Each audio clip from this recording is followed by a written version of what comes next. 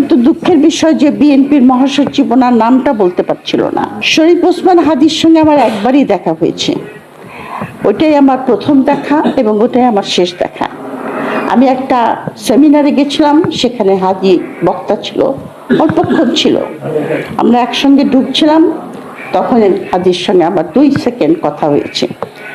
অত্যন্ত দুঃখের বিষয় যে বিএনপির মহাসচিব ওনার নামটা বলতে পারছিল না, কিন্তু আমরা কিন্তু সেমটা বটি এবং ইনকলাব মঞ্চের নামও বলতে পারছিল না। উনি বলছিলেন ইনসাফ পার্টি, তার মানে হলো যে ওনারা বলেন বৃহত্তর রাজনৈতিক দল, কিন্তু তারা ওসমান শরীফ হাদির কার্যকলাপ, তার আদর্শ, সে যে বাংলাদেশের বিনির্মাণে তার যে স্বপ্ন, যেটা জুলাই অভ্যুত্থানে আমাদের ছাত্র জনতা যেটা আমাদের স্বপ্ন দেখিয়েছে, এবং সেটার পথ নির্দেশনা যে হাদি যেভাবে করছিল, অর্থপথে তার কাজ থেমে গেল, কিন্তু যে কথা হাদি বলেছে যে আমার সন্তান লড়বে, আমার সন্তানের পরে তার সন্তানরা লড়বে, তারা স্বাধীনতার পতাকা সমুন্নত রাখবেই।